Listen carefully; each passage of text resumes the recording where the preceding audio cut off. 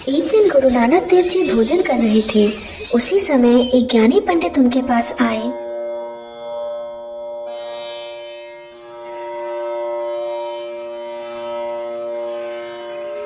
उनके आते ही गुरुजी ने उनसे पूछा, आओ भोजन कर लो। पंडित जी ने कहा, मैं स्वच्छता का बहुत ध्यान रखता हूँ। इसकी वजह से जब भी मैं भोजन पकाता हूँ तो मैं सबसे पहले 2 इंच जमीन खोदता हूँ, फिर उस जमीन को साफ करता हूँ, फिर मैं पानी से लकड़ियों को धोता हूँ, उसके पश्चात ही मैं भोजन पकाता हूँ। गुरुजी बोले, तुम्हारा जहाँ मन आए जमीन खोद लो और अपने आप भोजन पका लो, मैं तुम्हें दाल और आटा दे दूंगा। परंतु जैसे ही उन्होंने जमीन खोदी, उन्होंने देखा वहाँ हड्डियों के टुकड़े पड़े थे। पंडित जी बोले, छी छी छी छी छी, यह जमीन तो अपवित्र है, मैं दूसरी जगह जमीन खोदता हूँ। पंडित जी ने जैसे ही दूसरी जगह जमीन खोदी, वह हैरान हो गए, वहाँ पर भी हड्डियाँ थी। इस प्रकार पंडित जी ने कई जगह जमीन खोदी,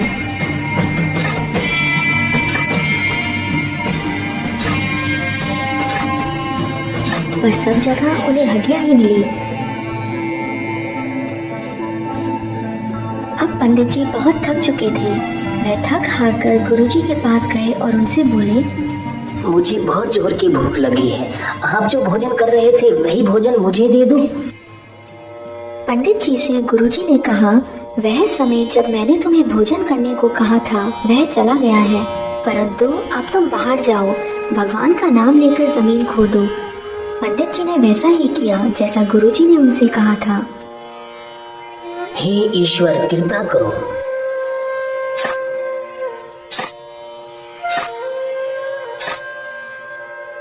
अब की बार गुरुजी की कृपा से जमीन बिल्कुल साफ निकली। पंडित जी ने वहां भोजन बनाया। भोजन करने के पश्चात वो गुरुजी के पास गए। गुरुजी ने पंडित जी से कहा, स्वच्छता पवित्रता के बारे में आपके विचार वास्तविकता से परे हो गए हैं। गलत धारणाओं ने आपको अंधविश्वासी बना दिया है। अगर तुम पवित्रता स्वच्छता को ध्यान में रखकर एक अलग सोने की रसोई बनाओगे, पानी गंगा का लाओगे, सबसे अच्छा चावल व ताज़ा दूध इस्तेमाल करोगे, मंत्रों से उच्चारण कर उस भोजन को पवित्र करोगे, तब भी कोई फर्क नहीं पड़ेगा अगर तुम्हारे कर्म गंदे हैं। तुम पारिवारिक हो या वैरागी, उच्च जाति के हो या नीच जाति के, हिंदू हो या मुस्लिम, पढ़े लिखे हो या अनपढ़, तुम्हें एक ही चीज़ मोक्ष दिला सकती है और वो है तुम्हारे कर्म। ऐसी स्वच्छता सही नहीं है जो किसी की जात, धर्म, रंग व रूप को ध्यान में रखकर करी जाए।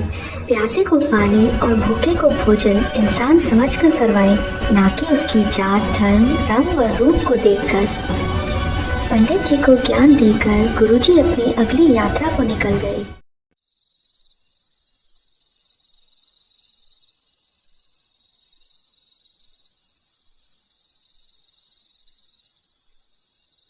सुबह का समय हो रहा था। चमकते हुए तारे धीरे धीरे आसमान में गुम होते जा रहे थे। वहीं पर एक ज्ञानी व्यक्ति आसमान की ओर मुंह व आंखें बंद कर बैठे थे। ऐसा मालूम होता था जैसे कि वो आसमान की ओर किसी गहरी सोच में देख रहे हैं, परंतु बीच बीच में उनके मुंह पर मुस्कान भी आ रही थी। उनके सामने एक दान पात्र भी रखा हुआ था। एक व्यक्ति आया और उसने दान पात्र में दान डाला और उसके पश्चात वह ज्ञानी पुरुष के सामने बैठ गया। धीरे धीरे भीड़ बढ़ती गई। सभी लोग आ रहे थे और दान पात्र में दान डालकर ज्ञानी पुरुष के सामने बैठ रहे थे। एक व्यक्ति ने दूसरे से धीरे से बोला, आज ज्ञानी जी कुछ ज्यादा ही गहरी सोच में हैं। जरूर कुछ ना कुछ विशेष घट रहा है। हाँ भाई, बीच बीच में हंसते भी जा रहे हैं। ज्ञानी जी की माया ज्ञानी जी ही जाने। देखते हैं ज्ञानी जी कब आंखें खोलते हैं। उसी समय 2 व्यक्ति वहां आए। उनमें से एक व्यक्ति के मुंह पर दिव्य तेज था तो दूसरी व्यक्ति बहुत ही भला मानुष दिख रहा था। वो कोई और नहीं, गुरु नानक देव जी व भाई मर्दाना थे। भाई मर्दाना ने चुपके से दान पात्र ज्ञानी जी के सामने से उठाकर उनके पीछे रख दिया और वो दोनों भी संगत में बैठ गए। दिन पूरी तरह निकल चुका था। थोड़ी देर के पश्चात ज्ञानी जी ने अपनी आंखें खोली और लोगों को बताना शुरू किया। ईश्वर सबका भला करे। विष्णु भगवान बहुत ही प्रसन्न हैं। नारद जी से सभी के भले के लिए बातें कर रहे हैं। उनके बीच में बहुत ही अच्छी वार्तालाप हुई। ब्रह्मपुरी में तो खुशियां मनाई जा रही हैं। शिवपुरी में भजन और कीर्तन हो रहे हैं। भगवान स्वयं नाच रहे हैं। आप सभी लोग अच्छा भाग्य लिखाकर आए हैं जो आप लोगों ने मेरे द्वारा स्वर्ग के दिनचर्या अथवा बातों को सुना। अधिक से अधिक दान करें, ईश्वर तुम्हारे भंडारे भरेगा। तभी गुरुजी ने पूछा, ओ भले मानुष, तुम क्या कह रहे हो? वह उनके चेहरे के दिव्य प्रकाश से यह सोचकर डर गया कि अब पकड़ा जाएगा। वह बुरी तरह से डर गया था, परंतु उसने हिम्मत कर गुरुजी के सवाल का जवाब दिया। यह सभी बातें स्वर्ग की हैं। मैं इन सब लोगों को स्वर्ग की बातें बता रहा हूँ। गुरुजी ने पूछा, तुम स्वर्ग की बातें धरती पर बैठकर कैसे बता सकते हो? अपनी योगा शक्ति से मैं स्वर्ग की बातें भी बता सकता हूँ। गुरुजी ने पूछा, तुम्हारा दान पात्र कहाँ है? अब ज्ञानी जी नीचे देखकर हक्का बक्का रह गए। मेरा दान पात्र कहाँ है? कौन लेकर गया इसे? गुरुजी बोले, ओ भले मानुष, तुम धरती से उस स्वर्ग को देख सकते हो जिस स्वर्ग को यहाँ पर बैठा कोई व्यक्ति नहीं देख पा रहा है, परंतु यहाँ पर बैठा हर व्यक्ति यह जानता है कि तुम्हारा दान पात्र कहाँ है, मगर तुम वह नहीं जानते। क्या तुम्हारी दिव्य शक्ति इतना भी नहीं देख सकती? बातें मत बनाओ ज्यादा, नहीं तो मैं तुम्हें श्राप दे दूंगा। गुरुजी बोले, क्या तुम अपने योगा से यह नहीं बता सकते कि वह कहाँ है? मैं कैसे बताऊं? मेरी तो आंखें बंद थी। गुरुजी बोले, आंखें बंद कर तुम स्वर्ग की बातें देख सकते हो, परंतु तुम्हारे सामने क्या हो रहा है वह नहीं देख सकते। यह कैसा योग है? यह सुनकर सभी लोग हंसने लगे। तभी एक व्यक्ति ने पीछे से दान पात्र को उठाकर ज्ञानी जी के सामने रख दिया। गुरुजी ने ज्ञानी जी से कहा, धरती पर क्या हो रहा है यह लोगों को बता नहीं सकते और तुम इन्हें स्वर्ग की बातें बता रहे हो। यह धार्मिक संदेश नहीं अथवा पाखंड है। इतने में ही भाई मर्दाना ने रिबाब निकाला और उसे बजाने लगे। सभी लोग गुरुजी और भाई मर्दाना के साथ भक्ति में झूमने लगे। ज्ञानी जी की असलियत सभी को पता चल गई। ज्ञानी जी गुस्से में वहां से चले गए और किसी को इस बात से कोई फर्क नहीं पड़ा। गुरुजी ने सभी को आडंबर और पाखंड से दूर रहने का प्रवचन दिया। सभी और गुरु नानक देव जी के बारे में बातें होने लगी। छी छी छी, भोले भाले लोगों को स्वर्ग की झूठी बातें बताना ज्ञानी जी का ईश्वर भला कभी नहीं करेगा। अरे भैया, असली ज्ञान तो हमें आज मिला। पाखंड से दूर रहो, मानवता का पाठ पढ़ो। सभी को पता चल चुका था कि गुरु नानक देव जी भाई मर्दाना के साथ असम, पूर्व बंगाल की यात्रा के पश्चात जगन्नाथपुरी आए हैं। गुरु नानक देव जी का दिव्य प्रकाश सभी और फैल चुका था। सभी उनके प्रवचन सुनने सुबह सुबह आने लगे। ज्ञानी जी बदले की आग से भरे हुए थे। वह सोच रहे थे, मैं अपने कुछ भक्तों के साथ उस फकीर के यहाँ जाता हूँ, वाद विवाद करता हूँ और उस वाद विवाद में मैं उस फकीर को हरा दूंगा और उसके पश्चात लोगों में मेरे प्रति विश्वास फिर से जाग उठेगा। नहीं नहीं, मैं ऐसा नहीं कर पाऊंगा। वाद विवाद में फकीर से जीतना आसान नहीं है। वहीं पर एक ज्ञानियों के ज्ञानी पंडा धत्री भी रहते थे। पंडा धत्री की धर्मशाला में लाहौर, पंजाब और पेशावर जैसे बड़े बड़े शहरों से लोग आते थे। इसी वजह से पंडा धत्री के पास बहुत सारा धन था। सभी उनके गर्म स्वभाव व उनके रुतबे से डरते थे। ज्ञानी जी पंडा धत्री के पास पहुंचे और अपना दुखड़ा उन्हें सुनाया। श्रीमान, यह फकीर जहाँ भी जाते हैं वहाँ के लोगों को अपने दिव्य रूप से मोहित कर देते हैं। यहाँ तक कि नूरजहाँ की जादुई नगरी का तिलिस्म भी इन्होंने ही तोड़ा है। ना जाने कैसे फकीर हैं, हिंदू और मुस्लिम को एक ही नजर से देखते हैं। इससे पहले वह अपने पर यहाँ पर फैलाए, हमें उसके पर काट देने चाहिए, नहीं तो आपकी गद्दी भी खतरे में पड़ जाएगी। मेरी गद्दी खतरे में करने वाला कोई पैदा नहीं हुआ है मूर्ख आदमी। आज ही मैं अपना संदेशा उस फकीर तक पहुँचाता हूँ। पंडा धत्री का संदेश लेकर एक व्यक्ति गुरुजी के पास गया और बोला,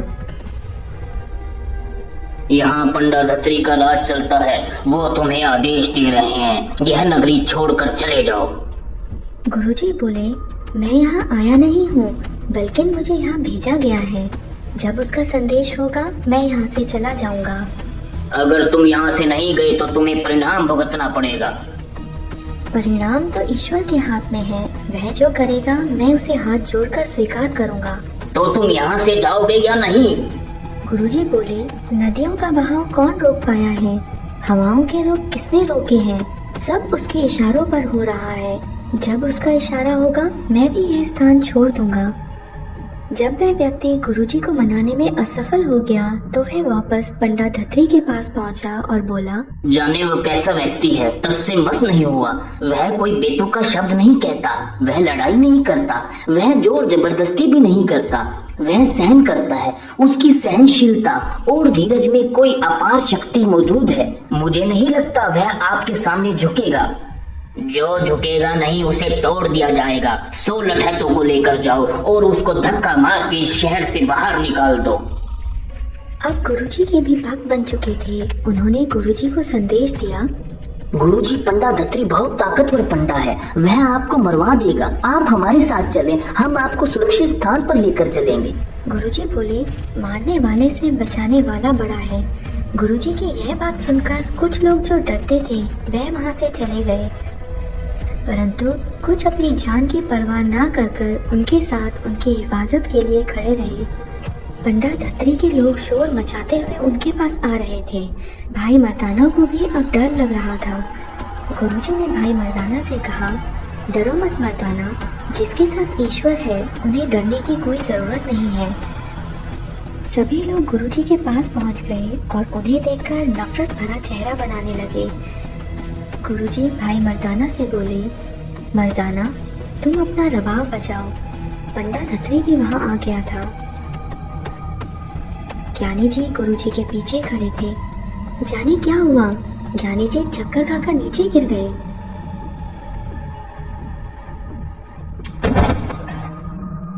पंडा धत्री के गुरुजी का दिव्य रूप व ज्ञानी को चक्कर खाते देखकर डर चुके थे। उसने गुरुजी से हिम्मत कर बोला, तुम यहाँ से चले क्यों नहीं जाते? जब उसका आदेश होगा मैं यहाँ से चला जाऊंगा। किसका आदेश होगा? वह जिसने मुझे यहाँ भेजा है। कौन है वह? जो सृष्टि का रचयिता है। कहाँ है वह? यही तो है। पर मैं उसे देख क्यों नहीं पा रहा हूँ? जब विचार गंदे होंगे तो कैसे दिखेगा? किनके विचार गंदे होंगे? जो डरे हुए हैं। क्या तुम कोई तांत्रिक हो जो इतने लोगों को भी देखकर नहीं डर रहे? ना मैं किसी से डरता हूँ, ना मैं किसी को डराता हूँ। मुझे तो सिर्फ ईश्वर का भय है और वह सभी को होना चाहिए। उसका डर तुम्हें पवित्र बनाता है। जो उससे डरेगा वह डर से मुक्त हो जाएगा। गुरुजी की बातें सुनकर पंडा धत्री नर्म हो गया। वह आदर सहित गुरुजी से बोला, तुम मेरे दोस्त बन जाओ, जो मुझसे चाहिए वह ले लो। मेरा धन दौलत सब कुछ तुम्हारा होगा, परंतु सभी के सामने मेरा आदर कम नहीं होना चाहिए। गुरुजी बोले, मेरे पास सब कुछ है, मुझे कुछ नहीं चाहिए। मैं तो बस ईश्वर की भक्ति का आनंद उठाता हूँ। सच का साथ दो, सभी तुम्हारा सम्मान करेंगे। लगता है तुम्हारे पास ईश्वर का संपूर्ण ज्ञान है। गुरुजी बोले, ईश्वर का ज्ञान तो सिर्फ उसी के पास है, उसे कोई और नहीं ले सकता। अगर ईश्वर का ज्ञान सिर्फ उसके पास है तो तुम ईश्वर से कोई कम नहीं हो। तुम जैसा कोई और नहीं मैंने कभी देखा। ईश्वर तो अनंत है, उसका ना कोई और ना कोई छोर है। ईश्वर था, ईश्वर है और ईश्वर हमेशा रहेगा। तुम ईश्वर की भक्ति में इतने लीन हो जैसे गर्म लोहा तपती आग में, पर तुम्हारे पीछे एक व्यक्ति मर रहा है। उसके मरने का कौन जिम्मेदार है? वह जिसने इसे यहाँ मुझे मरवाने के लिए भेजा है। मुझमें ना तो किसी के प्रति भाव है। मेरा चलना बैठना हंसना खाना व रोना सभी कुछ ईश्वर के लिए है। इतने में ही ज्ञानी को होश आ गया। वह और पंडा धत्री गुरुजी के चरणों में पड़ गए। गुरुजी बोले, अगर तुम पत्थर पर अपना सिर मारोगे तो खुद को ही चोट लगेगी। किसी के लिए काला जादू करोगे तो वह तुम्हें ही मार देगा। दुनिया में मानवता का संदेश फैलाओ, पाखर नहीं। पंडा गुरुजी जगन्नाथपुरी में वहीं पास में ही एक कुएं के पास भाई मर्दाना के साथ कुछ और दिन वहां गुजारने के लिए रुके। समुद्र के पास होने के कारण आसपास के सभी कुओं का पानी नमकीन था, जबकि गुरुजी जिस कुएं के पास रह रहे थे सिर्फ उसी का पानी मीठा था। दोपहर का समय था। ज्ञानी पंडित जी आए और गुरुजी के चरणों में बैठ गए। गुरुजी ने पंडित जी से कहा, ईश्वर का नाम जपते रहो। गुरुजी, मैंने आपके दिव्य रूप को साक्षात देखा है। मैं आपका भक्त बन चुका हूँ, परंतु फिर भी मेरे मन में एक सवाल है। गुरुजी बोले, जब तक आपको आपके हर एक प्रश्न का उत्तर ना मिल जाए तब तक आपको प्रश्न पूछते रहना चाहिए। प्रश्नों के उत्तर जब तक नहीं मिलेंगे आप में विश्वास पैदा नहीं होगा, और जब विश्वास ही नहीं होगा तो ईश्वर की प्राप्ति कैसे होगी। तुम बेझिझक होकर प्रश्न पूछो। गुरुजी, आपने कहा ईश्वर का नाम जपते रहो। मैं तो वही कर रहा हूँ। यहाँ तक कि पंडा धत्री भी ईश्वर का नाम ही जप रहे हैं। हमें अपने किए हुए बुरे कर्मों का पश्चाताप है। उसके पश्चात भी आप हमें यह कह रहे हैं ईश्वर का नाम जपो। गुरुजी बोले, तुम ईश्वर का नाम नहीं जप रहे हो, तुम तो भ्रम में हो। इस भ्रम में कि कुछ क्षण मुंह से ईश्वर का उच्चारण करने से ईश्वर को याद किया जा सकता है या उनकी प्राप्ति हो सकती है। गुरुजी, क्या ईश्वर का नाम उच्चारण करना ईश्वर को याद करना नहीं है? गुरुजी बोले, जिस ईश्वर का आप पाठ करते हैं उस पाठ करने से पहले आपका उनके प्रति प्रेम होना चाहिए। वह कैसे गुरुजी? प्रेम होने का मतलब आपका उनके प्रति विश्वास होना कि वह सही है। इस दृश्य और अदृश्य संसार में वह रहता है, परंतु हम उसे देख नहीं सकते। वह निराकार है, परंतु सर्वव्याप्त है। वह सर्वशक्तिमान है, वह सर्वोच्चतम आत्मा है। हम भी एक आत्मा है। ईश्वर पृथ्वी नहीं है, वह जीवित है। उसके कार्य, उसके विचार, उसके तरीके केवल वही जानते हैं, क्योंकि वह हमारे जैसे नहीं है। गुरुजी, आप कह रहे हैं ईश्वर एक सर्वशक्तिमान आत्मा है और हम भी एक आत्मा है, तो हम दोनों में फर्क क्या हुआ? गुरुजी बोले, जिस प्रकार नदियाँ सागर में मिल सकती है परंतु सागर नदियों में नहीं मिल सकता, उसी प्रकार हमारी आत्मा ईश्वर में मिल सकती है, परंतु इसका विपरीत नहीं हो सकता। ईश्वर का जाप सिर्फ मुंह से करना ईश्वर को याद करना नहीं है, उसे आत्मा से करो, मन से करो, इंसानियत का भला करो, अपने मन में दूसरों के प्रति दया रखो, वह सांसारिक मोह से मुक्त रहो, परंतु कर्म करते रहो। गुरुजी, आपने मेरे सभी प्रश्नों का उत्तर देकर मेरे सभी संशय खत्म कर दिए हैं। गुरुजी बोले, जाओ और एक गुरुद्वारा बनाओ, वहाँ पर ईश्वर के भजन करने और संगत के बैठने का प्रबंध करो। ईश्वर का संगीत आत्मा को परमात्मा से मिलाता है। अब जाओ और जो कार्य कहा है उसे पूरा करो। ऐसा कहे गुरुजी ने पंडित जी के सर पर हाथ रखा। हाथ सर पर लगते ही उसका पूरा शरीर हल्का हो गया। उसका सोया चित्त जाग गया और उसे ईश्वर होने की अनुभूति हुई। जो तांत्रिक विद्या वह पहले करता था उससे उसका दिमाग भ्रष्ट हो चुका था। अब उसका मन व दिमाग पूरी तरह साफ हो गया था। गुरुजी का आशीर्वाद लेकर वह पंडा धत्री के पास गया। पंडा धत्री को उसने गुरुजी की गुरुद्वारे वाली इच्छा बताई। उसी दिन एक घर को गुरुद्वारा बना दिया गया। वह गुरुद्वारा आज भी मंगू मठ के नाम से जाना जाता है। पंडित जी ने पंडा धत्री से कहा, पंडा जी, पूरी जनता गुरुजी से मिलना चाहती है। सभी उनके बारे में ही बातें कर रहे हैं। हमें गुरुजी को समुद्र तट से गुरुद्वारे में धूमधाम से लाना चाहिए। तुम सही कह रहे हो पंडित जी, सभी लोग गुरुजी से मिलना चाहते हैं, उनके दर्शन करना चाहते हैं। हम गुरुजी को बड़ी धूमधाम से हाथी, घोड़ों, तलवार बाजों के साथ शानदार पालकी में समुद्र तट से गुरुद्वारे तक लेकर आएंगे। पूरी तैयारी एक दिन में ही कर ली गई। गुरुजी को भी यह सारी बात पता चल चुकी थी। गुरुजी ने भाई मर्दाना से हंसते हुए बोला, मर्दाना, देखो ईश्वर की शक्ति। जो लोग हमें मारना चाहते थे आज वो शानो शौकत से हमें लेने आ रहे हैं। क्या आज भी तुम्हें डर लग रहा है? गुरुजी, जब मैं आपके चरणों में हूँ तो मुझे कैसा डर। सभी लोग धूमधाम से समुद्र तट की ओर पहुँच गए।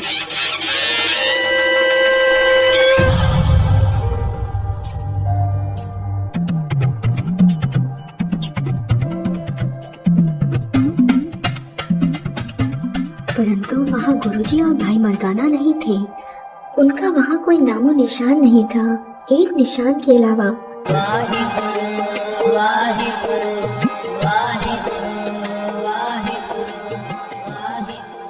सभी लोगों ने सोचा गुरुजी जगन्नाथ को छोड़ चुके हैं। सभी लोग उदास होकर वापस चले गए। वापस आकर लोगों ने गुरुद्वारे का दरवाजा खोला। गुरुजी गुरुद्वारे में पहले से ही विराजमान थे। भाई मर्दाना अपना दिव्य संगीत बजा रहे थे। सभी और दिव्य शक्ति का अनुभव हो रहा था। गुरुद्वारा जगमग जगमग प्रकाश कर रहा था। पंडा खत्री ने गुरुजी से कहा, गुरुजी आप महान हैं। हमने बहुत भारी गलती करी। हम मशाल लेकर सूरज को लेने गए थे, बर्तन में समुद्र लाना चाहते थे। आप परम पूज्य हैं। आपका हर एक चमत्कार हमें अंधविश्वास से दूर कर रहा है, हमें मोक्ष की ओर ले जा रहा है। गुरुजी ने गुरुद्वारे में पाठ किया और सभी लोग रोज पाठ सुनने आने लगे। अब वहाँ सभी लोगों में व पंडा पंडितों में बातें होने लगी। पंडा जी, गुरुजी को इतना समय हो गया है जगन्नाथ में आए हुए, परंतु उन्होंने अभी तक श्री जगन्नाथ भगवान के दर्शन नहीं किए हैं। हाँ, तुम बिल्कुल सही कह रहे हो। श्री जगन्नाथ मंदिर में रोज भगवान के सामने पंडित आरती करते हैं। वहाँ के राजा को भी गुरुजी के बारे में पता चल चुका था और अब वो भी गुरुजी के भक्त बन गए थे। एक दिन सभी लोग राजा के पास गए और उनसे कहा, महाराज, अभी तक गुरुजी ने भगवान जगन्नाथ के दर्शन नहीं किए हैं। आप उन्हें निमंत्रण दें ताकि गुरुजी अपने कर कमलों से भगवान जगन्नाथ की आरती करें। राजा ने अपना एक व्यक्ति गुरुजी के पास भेजा। गुरुजी, महाराज आपसे भगवान जगन्नाथ के दर्शन करने का आग्रह कर रहे हैं। वह कह रहे थे उन्हें अति प्रसन्नता होगी अगर वहाँ आप अपने हाथों से आरती करें। गुरुजी बोले, भगवान जगन्नाथ की आरती रोज हो रही है और हम एक बार भी वहाँ नहीं गए। आज हम जरूर आएंगे, जाकर राजा से कह दो। पंडा खत्री के भी दिमाग में कुछ चल रहा था। गुरुजी के अब सभी लोग भक्त हो गए हैं और हम उन्हें रोक भी नहीं पाए। अगर गुरुजी रोज मंदिर में आएंगे तो मंदिर में ज्यादा से ज्यादा श्रद्धालु दर्शन को आएंगे। इस तरीके से हमारा नुकसान भी नहीं होगा अथवा फायदा ही होगा। परंतु गुरुजी तो कुछ और ही सोचकर मंदिर गए थे। सभी ने उन्हें बहुत आदर से स्नान ग्रहण करवाया। मंदिर में पूजा अर्चना की तैयारी चल रही थी। सोने चांदी की थाली में एक दिया रखा गया था। एक तरफ चंदन तो दूसरी तरफ कपूर रखा गया था। ढोल नगाड़े बज रहे थे। सभी भगवान जगन्नाथ की मूर्ति के सामने खड़े थे। आरती शुरू हो गई थी, परंतु गुरुजी चुपचाप थोड़ी दूर जाकर बैठ गए। वहाँ से खुला आसमान देखा जा सकता था। वह आसमान की ओर देखने लगे। एक तरफ भगवान जगन्नाथ की आरती चल रही थी तो दूसरी ओर गुरुजी ईश्वर का सिमरन कर रहे थे। उनकी आंखों में जादुई चमक थी, जिनमें से बीच बीच में आंसू टपक रहे थे। उनके चेहरे पर दिव्य प्रकाश था। दूसरी ओर आरती खत्म हो चुकी थी। गुरुजी मंदिर में नहीं थे। राजा ने कहा, गुरुजी कहाँ पर हैं? वो हमें कहीं नहीं दिखाई दे रहे। हाँ महाराज, लगता है वो यहाँ से चले गए हैं। उन्होंने तो आरती में भाग ही नहीं लिया। ऐसा कैसे हो गया? परंतु जब उन्होंने इधर उधर गुरुजी को ढूंढा तो पाया कि गुरुजी खुले आसमान के नीचे बैठकर बहुत ध्यान से आसमान को देख रहे हैं। राजा अचंभे में था और उसे क्रोध भी आ रहा था। पंडा खत्री, राजा व पंडित जी उनके पास पहुंचे। जब वह उनके नजदीक गए तो उन्होंने जो आभा उनके चेहरे पर देखी वैसी उन्होंने कभी नहीं देखी थी। वो उनसे कुछ कहने में भी हिचक रहे थे। राजा भी यह देखकर घबरा गया और कुछ नहीं बोला। थोड़ी देर के पश्चात गुरुजी बोले, हे परमात्मा, तुम महान हो। यह कहने के पश्चात गुरुजी ने राजा की ओर देखा। राजा ने गुरुजी से कहा, गुरुजी, आपने तो कहा था कि हम भगवान जगन्नाथ की आरती में जरूर भाग लेंगे, परंतु आप वहाँ से चले गए। ऐसा क्यों गुरुजी? गुरुजी बोले, हे राजन, मैं तो उस परम पिता की आराधना ही कर रहा था। तुम्हें तो आराधना नहीं कर रहे थे। राजा अचंभे में गुरुजी से बोला, कैसी बातें कर रहे हो गुरुजी? हम तो भगवान जगन्नाथ की मूर्ति के सामने पूजा कर रहे थे। बताओ, क्या ये मैं झूठ बोल रहा हूँ? गुरुजी, महाराज तो बिल्कुल सही कह रहे हैं। वो तो वहीं पर थे, परंतु आप ही वहाँ नहीं थे। गुरुजी, आपने हमसे वादा किया था कि आज आप आरती में जरूर भाग लेंगे, परंतु आरती में भाग न लेकर आपने अच्छा नहीं किया। जब आप आरती में थे ही नहीं तो मुझे कैसे देख पाते? इसी वजह से आपने मुझे नहीं देखा। गुरुजी बोले, ओ राजन, मैं ईश्वर की आराधना कर रहा था, उसका सिमरन कर रहा था। तुम तो एक पत्थर की मूर्ति की पूजा कर रहे थे, इसी वजह से तुमने मुझे नहीं देखा। गुरुजी बोले, परमात्मा जिसने इस संसार को बनाया है, उसी के अधीन ये संपूर्ण संसार है। उसी ने हमें भी बनाया है। हमें उस ईश्वर की पूजा करनी चाहिए जो जीवित है। जो जीवित नहीं है वह तो मात्र एक पुतला है जिसे कलाकार ने बनाया है। यह सुनते ही राजा सोच में पड़ गया और वह गुस्से से आग बबूला हो गया।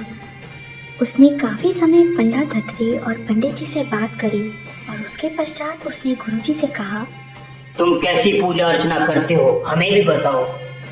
गुरुजी बोले, हे राजन, ईश्वर सभी और है और वह किसी कोने में नहीं।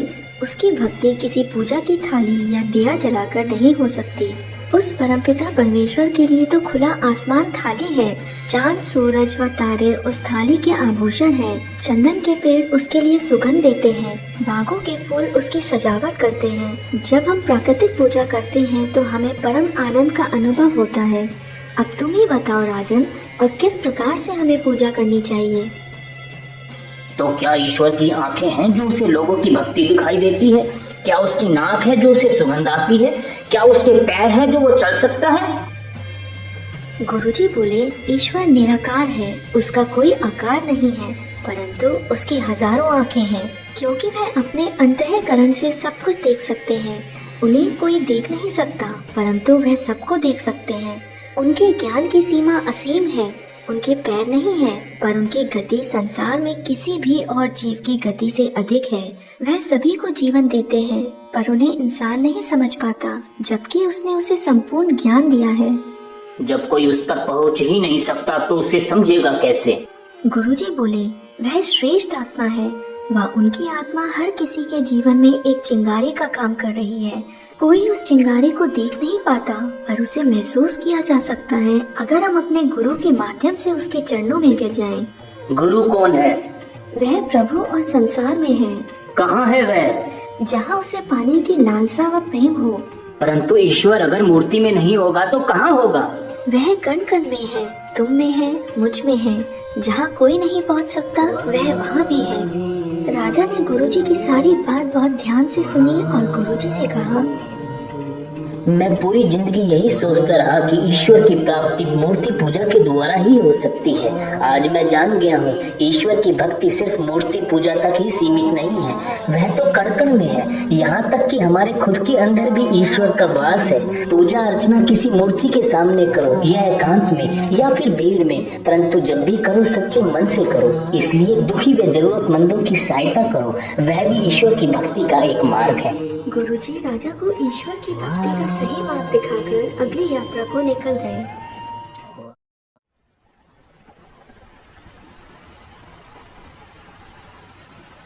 समुद्र के बीचों बीच एक द्वीप था। वहाँ का राजा बहुत ही सुंदर विचारों व रूप वाला था।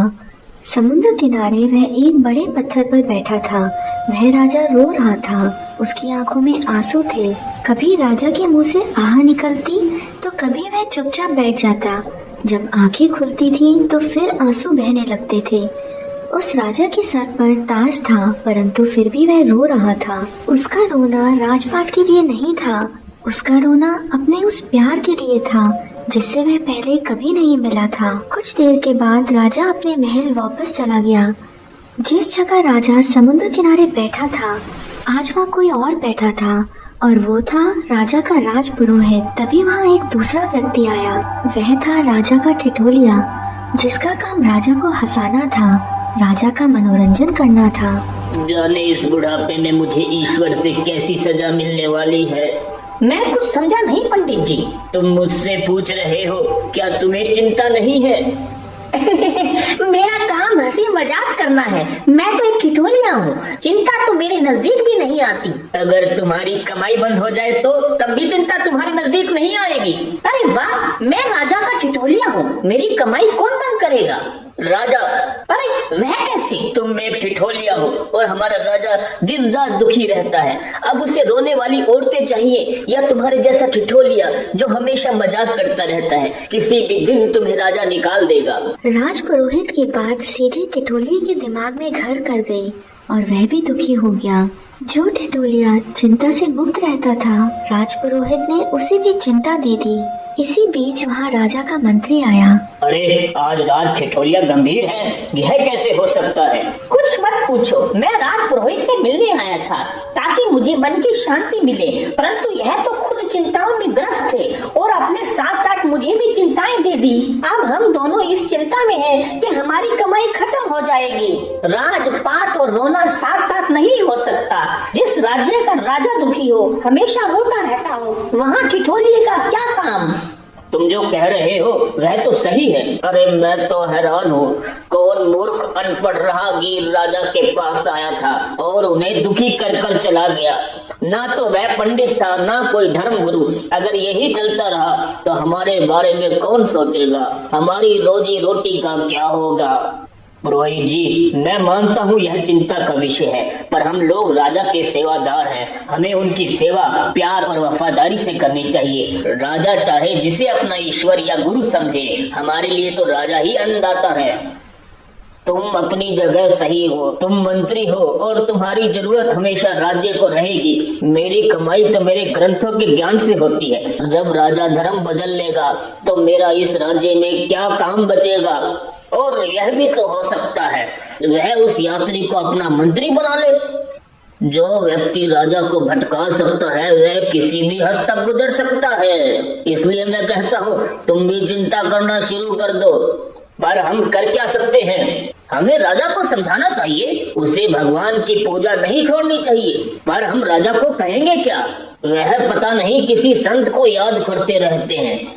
हाँ, मैंने दासियों के मुंह से सुना है वह किसी नानक को याद करते हैं। हम सभी मिलकर राजा के पास जाएंगे और राजा को नानक के खिलाफ भड़काएंगे। परंतु ना तो मंत्री जी, ना आप, ना मैं कभी नानक से मिले हैं, तो हमें क्या पता उनके गुण और दोष के बारे में। किस आधार पर हम उनके खिलाफ बातें करेंगे? इसे तुम कूटनीति कहते हो मंत्री जी। राजपुरोहित जी, कूटनीति और झूठ में फर्क होता है। झूठ तो झूठ है, अगर उसे कूटनीति भी कहेंगे तो भी झूठ रहेगा। अगर तुम अपने धर्म को बचाने के लिए झूठ बोलोगे तो वह सच के ही समान है। झूठ का कोई धर्म नहीं होता। क्या कहा तुमने? अगर तुम अपने धर्म का प्रचार के लिए झूठ बोलोगे तो वह सही नहीं है। झूठ के अंधेरे में तुम धर्म का प्रकाश कैसे करोगे? ओ भोले आदमी, तुम नहीं समझोगे। अगर अपना काम पूरा करना है तो आप कोई भी तरीका अपना सकते हो। संसारिक जीवन में आप यह तरीका अपना सकते हैं, परंतु धर्म का प्रचार झूठ व धोखे से नहीं हो सकता। मुसलमान शासकों ने भी बहुत कोशिश की हिंदुओं को मुस्लिम बनाने के लिए। उसके लिए उन्होंने उन्हें मारा, काटा, जबरदस्ती मुस्लिम बनाया, पर उससे क्या हासिल हुआ? इंसान धर्म का दिमाग से अनुसरण करता है। जबरदस्ती से लोगों का पहनावा व चेहरा बदला जा सकता है, परंतु उनका दिमाग नहीं। अरे मैं तो बस यह चाहता हूँ हमारा राजा धर्म न बदले। मैंने राजा को शास्त्रों का ज्ञान दिया है, बस राजा को धर्म नहीं बदलना चाहिए। अरे तुम्हें तो राजा का मंत्री होना चाहिए। मंत्री जी, आप पुरोहित जी के लिए आपकी गद्दी छोड़ दो। यह धर्म प्रचार के लिए नहीं, कूटनीति के लिए बने हैं। पुरोहित जी, शायद आप नहीं जानते, मैं बुद्धिज्म को मानता हूँ। मेरा धर्म मुझे कहता है सच सच है और झूठ झूठ। लगता है मुझे ही कुछ करना पड़ेगा। कल मैं पूरी काशी नादिया के शीर्ष पंडितों के यहाँ संदेशा भेजता हूँ। वो लोग राजा को हुक्म भेजेंगे, या तो हिंदू धर्म में रहो या फिर बहिष्कार के लिए तैयार हो जाओ। धर्म का प्रचार किसी को धमकाने से नहीं हो सकता। तुम राजा को डराना चाहते हो। जो तुम सोच रहे हो वह सदियों से होता आ रहा है। लोगों को जहर दिया जाता था, फांसी दी जाती थी, यहाँ तक कि उन्हें जिंदा जला दिया जाता था, परंतु क्या कोई उन ईश्वर के प्यारों के दिल से उस ईश्वर के प्रेम की जोत बुझा पाया? मैंने सुना है एक धार्मिक पुस्तक में यह पहले से ही लिखा था कि कलयुग में नानक नामक संत आएगा। तुम भी राजा की तरह बातें कर रहे हो। पुरोहित जी, मैं बुद्धिस्ट हूँ। अगर राजा इस्लाम भी अपनाना चाहे तो भी मैं उन्हें भड़काकर या झूठ बोलकर फैसला लेने को नहीं कहूँगा। अरे जाओ जाओ, तुम तो अछूत हो। जो आपने मुझे कहा वह आपकी कमजोरी दर्शाता है। पुरोहित जी, जो ठिठोलिया कह रहा है वह बात तो सही लगती है। पुरोहित जी गुस्से में आ गए और तुरंत उठकर महल में रानी से मिलने चले गए। महारानी जी की जय हो। महारानी जी, मैं बहुत चिंतित हूँ। क्या आप बताएंगी महाराज को क्या हुआ है? मैं नहीं जानती वे कब नानक से मिले या नहीं मिले, पर अभी तो ये महाराज का उनके प्रति प्रेम दिखाता है। तो आप क्या चाहती हैं? वो नानक के लिए अपने धर्म से नीचे गिर जाए? नहीं, तुम कुछ करो। ठीक है महारानी जी, मैं ही कुछ करता हूँ। राजपुरोहित वहाँ से चला गया। परंतु वह मन ही मन कुछ सोच रहा था। मैं क्या करूं? महाराज तो नानक के प्रेम में पागल हो गए हैं। यहाँ तक कि मंत्री वह ठिठोलिया जो कि बुद्धिस्ट है, वह भी मेरी बातों पर विश्वास नहीं कर रहा है। और रानी को तो कोई धार्मिक ज्ञान नहीं है, यहाँ तक कि वह भी नानक से प्रभावित हो गई। मुझे कुछ समझ नहीं आ रहा, अब मैं क्या करूं? मनसुख जो राजा को नानक के बारे में बता कर गया था, उसकी तरह मेरे अंदर शक्ति व सम्मोहन करने का ज्ञान नहीं है, परंतु मैं राजा को धर्म बदलने नहीं दूंगा। दरबार जैसे पहले चल रहा था, अब भी वैसे ही चल रहा था। राजा और रानी दोनों बैठे थे। पंडित जी राजा के पास आए। महाराज की जय हो। आओ राजपुरोहित। महाराज, राज्य को चलाना और धर्म को छोड़ देना, यह दोनों बातें एक साथ नहीं हो सकती। शायद तुम ठीक कह रहे हो, परंतु इस बात पर किसी का वश नहीं है। आप महाराज हैं, आपको शास्त्रों का ज्ञान है, आप अपने पर वश जरूर कर सकते हैं। राजपुरोहित जी, मेरा मन अपने गुरु में लीन है। इस विषय पर बाद में बात करें तो सही होगा। मैं आपके बारे में सोचकर चिंतित हूँ, इसलिए मैं यहाँ आया हूँ। अगर हम इस विषय को नहीं सुलझाएंगे तो मुझे नींद भी नहीं आएगी। परंतु क्यों? मैं आपका राजपुरोहित हूँ, मैंने आपको शास्त्रों का ज्ञान दिया है और हमने शास्त्र साथ साथ पढ़े हैं। आपकी उदासी मेरी चिंता का कारण है। अगर आप हमेशा उदास रहेंगे तो इस राज्य का क्या होगा? मैं इस बात का अंदाजा भी नहीं लगा पा रहा हूँ, इसलिए मैं चिंतित हूँ। परंतु मैं तो उदास हूँ ही नहीं, अथवा मैं तो गुरु प्रेम का आनंद ले रहा हूँ। महाराज, आप रोते हैं, यह कैसा प्रेम है? ये आंसू उदासी के नहीं है राजपुरोहित, ये तो प्रेम के आंसू हैं। क्या प्रेम के आंसू? हाँ, ये प्रेम के आंसू हैं, प्रेम जो मेरे गुरु के लिए है। तो आप मुझे अपना गुरु दिखाएं। मैं तुम्हें पहले ही बता चुका हूँ। मनसुख नामक व्यक्ति को जब मेरे सामने इस दोष के कारण पेश किया गया था कि वह मूर्ति पूजा नहीं करता, और जब उसने मुझे ऐसा ना करने के जो तर्क दिए थे और अपने गुरु के बारे में बताया था, तब से ही मैं उस गुरु की याद में खो गया हूँ। हर घड़ी मुझे उन्हीं का इंतजार है। मनसुख ने कहा था वे अपने शिष्यों की जरूर सुनते हैं और वो मुझे भी दर्शन देंगे, बस उन्हीं के दर्शनों का इंतजार कर रहा हूँ। राजपुरोहित ने बड़ी चतुराई से राजा से पूछा, आप पूरा दिन राज्य के कार्य में व्यस्त रहते हैं, खाते हैं, सोते हैं और यह सभी काम दिमाग से होता है, तो आप कैसे कह सकते हैं कि आप पूरा दिन नानक को याद करते रहते हैं? दिमाग तो एक है, वो एक समय में दो कार्य कैसे कर सकता है? राजपुरोहित जी, दिमाग मुख्य दो तरीकों से काम करता है, चेतन रहकर व अवचेतन रहकर। मुझे बताओ, अगर कोई व्यक्ति मर जाए और उसके पेट में भोजन हो तो क्या उसका शरीर उस भोजन को पचा सकता है? जो दिमाग हमारे शरीर के पाचन तंत्र को चलाता है, अगर वह ही काम नहीं कर रहा तो उसके पेट का भोजन कैसे पचेगा? जब व्यक्ति जिंदा होता है तभी भोजन पचता है। क्या इसका मतलब यह नहीं है कि दिमाग हमारे पाचन तंत्र को चलाता है? सत्य वचन, दिमाग ही तो है जो सभी इंद्रियों को चला रहा है। तो तुम मुझे यह बताओ, क्या भोजन करने के पश्चात कभी तुमने अपने दिमाग से यह कहा है जो तुम्हारे अंदर भोजन है वह उसे पचाए? तुम्हारा दिमाग पाचन करने का निर्देश तुम्हारे पेट को हर समय देता रहता है और तुम दूसरे सभी काम करते हो। तो तुम अब बताओ, क्या हमारा दिमाग एक समय पर एक से ज्यादा कार्य नहीं कर सकता? राजपुरोहित के पास इस तर्क का कोई जवाब नहीं था। परंतु महाराज, आप राजा के साथ साथ इस राज्य के धर्म के मुख्य प्रचारक हैं। जब गौरंग स्वामी रामेश्वरम में आए थे तब भी आप उनके दर्शन करने नहीं गए थे। आप बिना किसी तर्क के अपना धर्म छोड़ रहे हैं। राजपुरोहित जी, मैं आपका आदर करता हूँ, पर आप ऐसे कटु शब्द ना बोले। आप ही देखिए, आप अपना धर्म छोड़कर नानक की भक्ति में लग गए हैं। यह सत्य है, मैं नानक जी के प्रेम में हूँ, परंतु इसका अर्थ यह नहीं है कि मैं और धर्मों के खिलाफ हूँ। नानक जी तो किसी को भी नहीं त्यागते, वे सभी के हैं। जब मनसुख मुझसे मिला था तो मैंने उससे यह कहा था मैं सारा राजपाट छोड़ देता हूँ और नानक की भक्ति में लग जाता हूँ, परंतु मनसुख ने मुझसे कहा था कि नानक जी ऐसा नहीं मानते कि पारिवारिक व सांसारिक जीवन को छोड़कर ही ईश्वर मिल सकते हैं। उसने कहा था आप ईमानदारी से अपना राज्य चलाएं, गुरुजी खुद ही तुमसे मिलने आ जाएंगे। मैं तो बस वैसा ही कर रहा हूँ जैसा मनसुख ने मुझसे कहा था। यह सब सुनकर राजपुरोहित रोने लगा। राजपुरोहित जी, मैं तो गुरु प्रेम में रो रहा हूँ। आप क्यों रो रहे हैं? मैं इस बदकिस्मत राज्य के लिए रो रहा हूँ। अब इस राज्य में हिंदू धर्म खत्म हो जाएगा, कोई मूर्ति पूजा नहीं करेगा। तुम गलत समझ रहे हो। मेरे गुरु यह नहीं कहते कोई धर्म बुरा है। हर इंसान को अपना धर्म चुनने की आजादी है। तुम्हारे लिए धर्म के अलग अलग नाम होंगे, पर मेरे लिए तो अब ईश्वर भक्ति ही सबसे बड़ा धर्म है। और ईश्वर एक है, सभी के लिए है, सभी जगह है। रात हो चुकी थी, तभी वहाँ एक सिपाही भागा हुआ आया। महाराज, महाराज, जल्दी चलिए, पुराने बाग में एक साधु आया है जो कि कह रहा है वे नानक है जिनके लिए आप दिन रात तड़प रहे हैं। जैसे ही राजा ने यह बात सुनी, वह पागलों की तरह बाग की ओर जाने लगा। राजा ने जैसे ही नानक नामक साधु को देखा, वह उनके चरणों में पड़ गया। मेरे गुरु आ गए, मेरे गुरु आ गए, मेरे गुरु आ गए, मेरे गुरु आ गए। आप मेरे राज्य में पधारे, मैं आपका बहुत आभारी हूँ।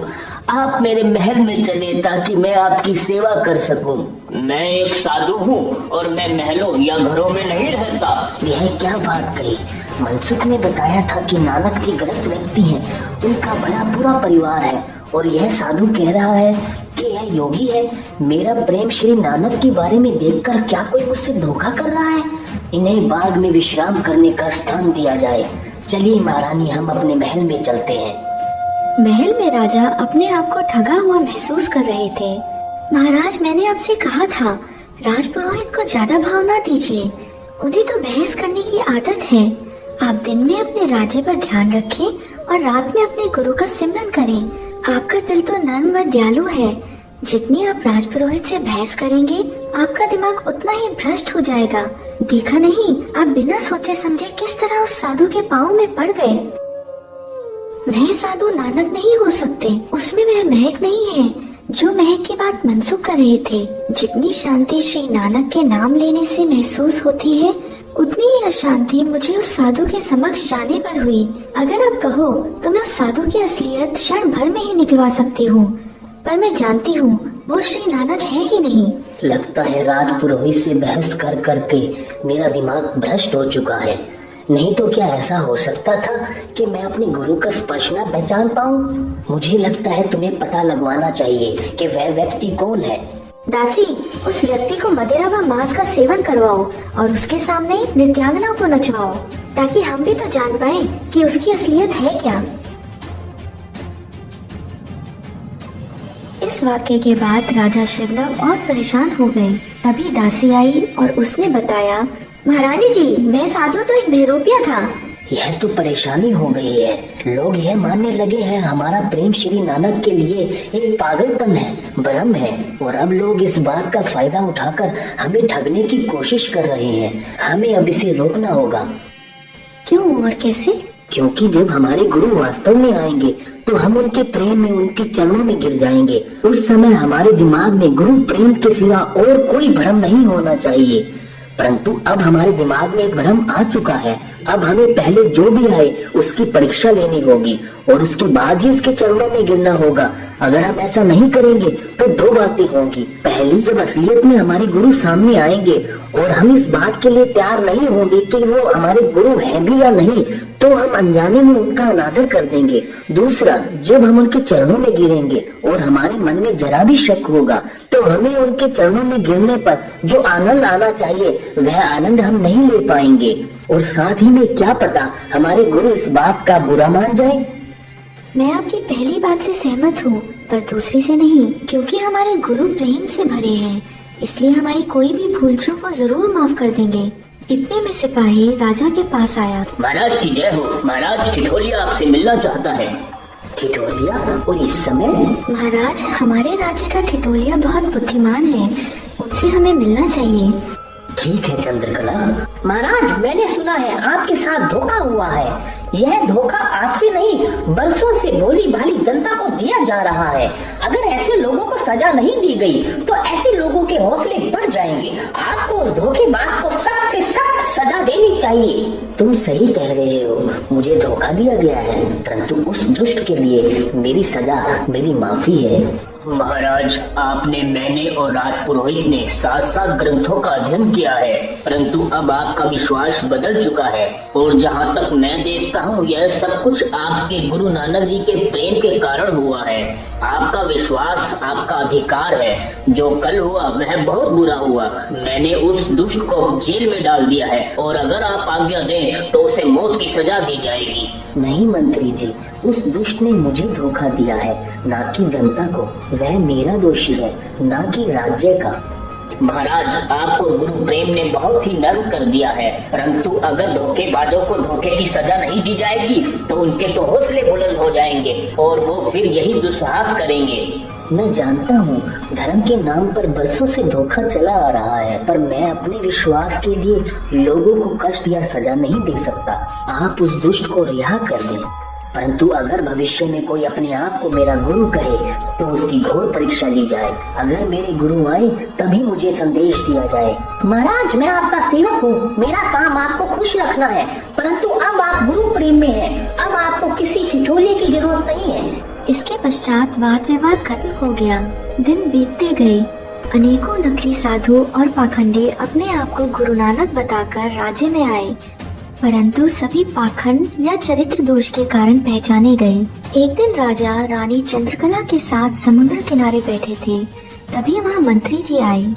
महाराज की जय हो। महाराज, इस राज्य में 3 दिनों से एक संत आए हैं और वह एक एकांत बाग में डेरा जमा कर रह रहे हैं। अभी तक कोई भी वैसा साधु या संत राज्य में नहीं आया है। उसके साथ 2 और व्यक्ति हैं। बाग के माली ने बताया, जब से उस संत के पांव उस बाग में पड़े हैं तब से सूखी पत्तियां हरी हो गई हैं, फूल खिल रहे हैं। यही नहीं, जब से वह संत आए हैं उन्होंने भोजन भी नहीं किया।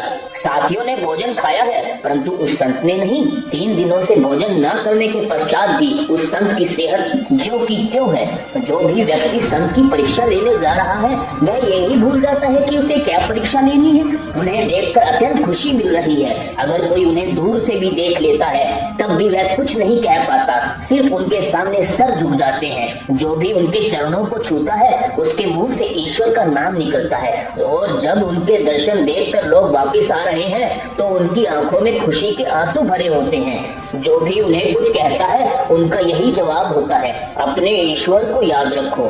क्या वो कुछ भी नहीं कहते? नहीं, वो चुपचाप रहते हैं। वे किसी प्रश्न का जवाब नहीं दे रहे हैं। आज मैं और ठिठोलिया वहाँ गए थे। ठिठोलिया तो उनके दर्शन से इतना प्रभावित हुआ कि वह वहीं बैठ गया। ठिठोलिया कह रहा था, यह संत तो साक्षात ईश्वर है। जाओ और तुम राजा से कहो बिना किसी संशय के गुरु के चरणों में आ जाएं। मैं तो बुद्धिज्म को मानता हूँ, पर मुझे इस संत में ईश्वर के दर्शन हो रहे हैं। मैं भी ठिठोलिए की बात से सहमत हूँ और मैंने भी ऐसे संत कभी नहीं देखे। वो इस संसार के नहीं लगते। मेरा दिमाग कहता है वो स्वर्ग की दुनिया से हैं। महाराज, यहाँ तक कि नृत्यांगनाएं जब उनके सामने उन्हें विचलित करने के लिए गई तब भी वे परेशान नहीं हुए और वो संत बोले, ईश्वर के गीत गाओ और उनका नाम लो। महाराज, बाग का वातावरण ईश्वरीय है। अब कुछ सोचने या भ्रम करने को बाकी नहीं है। वे जरूर वो ही है जैसा मनसुख ने बताया था। राजा भावुक हो चुके थे। वह मंत्री से बोले, मैं कितना पापी हूँ जो मैंने अपने गुरु की परीक्षा दी। मंत्री, मेरे गुरु नानक आ गए मेरे गुरु नानक। पता नहीं मुझे गुरु नानक माफ भी करेंगे या नहीं करेंगे। महाराज, उनका दिल समुद्र जितना बड़ा है, वे जरूर आपको माफ करेंगे। तुम सही कहते हो, वो गुरुओं के गुरु हैं। उनका दिल बहुत बड़ा है, वो मुझे जरूर माफ कर देंगे। महाराज गुरुजी के दर्शन के लिए ऐसे भागे जैसे गाय के पीछे बछड़ा।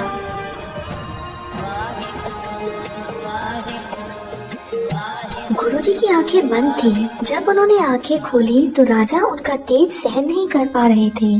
उन्होंने गुरुजी के चरणों में गिरकर क्षमा मांगी। राजा गुरुजी से कुछ कहना चाहते थे, परंतु खुशी के मारे उनकी जुबान भी निकल नहीं रही थी। वह रोते हुए बोले, ओ मेरे नानक, मेरे गुरु, मेरे महल में चलो ताकि मैं आपकी सेवा कर सकूं। गुरुजी बोले, मैं ईश्वर के घर में रह रहा हूँ। राजा ने उन्हें फिर से आग्रह किया, तो गुरुजी बोले, मैं अपने पैरों पर तुम्हारे घर नहीं आऊंगा।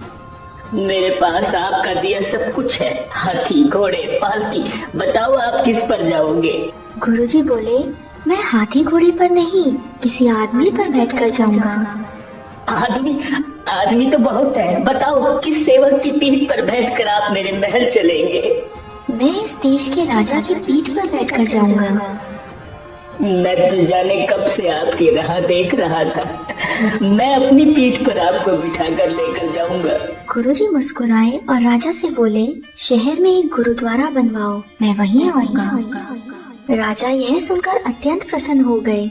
उन्होंने सैकड़ों मजदूर लगाकर एक सुंदर गुरुद्वारा बनवाया। गुरुद्वारा बनवाने के पश्चात राजा बाग में पहुँचे। राजा व रानी ने गुरुजी के दर्शन किए। ठिठोलिया भी गुरुजी के चरणों में गिर गया। गुरुजी ने सभी को आशीर्वाद दिया। राजपुरोहित भी आए और गुरुजी के सामने तर्क किए, परंतु आखिरकार उन्होंने भी गुरुजी के सामने अपना शीश झुका दिया और गुरुजी अपने ज्ञान का प्रकाश फैलाने आगे की ओर चल दिए। वाहे गुरुजी, आज हम आपको गुरुजी की संपूर्ण हरिद्वार यात्रा की साखी सुनाने जा रहे हैं। सभी से प्रार्थना है कि वह साखी को अंत तक देखें। श्री गुरु नानक देव जी ने जहाँ जहाँ पर अपने चरण कमल रखे, वहाँ पर यही ज्ञान दिया कि परमात्मा एक है। हरिद्वार जो कि भारत में है, वहाँ दूर दूर से लोग अपने पूर्वजों की मोक्ष प्राप्ति के लिए पूजा अर्चना करवाने गंगा किनारे आते हैं। एक दिन गुरु नानक देव जी हरिद्वार पहुँचे। वहीं पर एक व्यापारी अपने किसी प्रिय की मोक्ष प्राप्ति के लिए पंडित जी से पूजा अर्चना करवा रहे थे। ओम सूर्य देवाय नमः, ओम सूर्य देवाय नमः, ओम सूर्य देवाय नमः। यजमान पानी यहाँ पर डालिए। पानी डालते डालते यजमान सोचने लगे, दिल्ली में व्यापार में बहुत ज्यादा घाटा हो रहा है, जाकर बहुत ज्यादा मेहनत करनी पड़ेगी।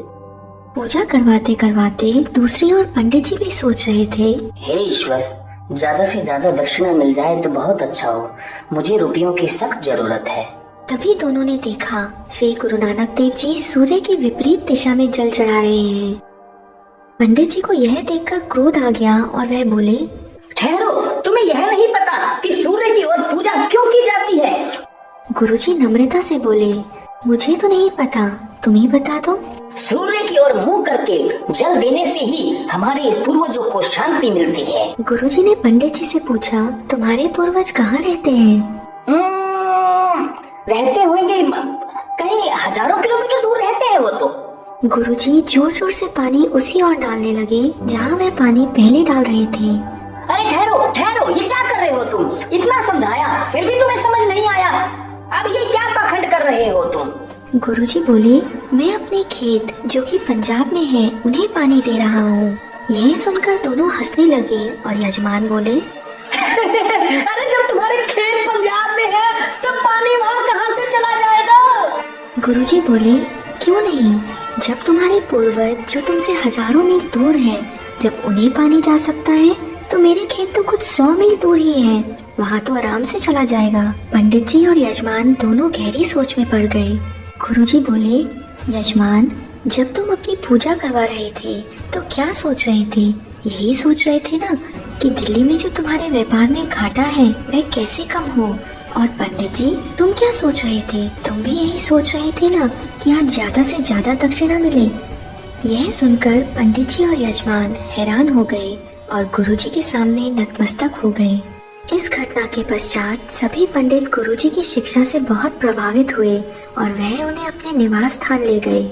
जब श्री गुरु नानक देव जी को रसोई की ओर ले जाया गया तो गुरुजी ने देखा फर्श पर एक लाइन अथवा रेखा बनी हुई है।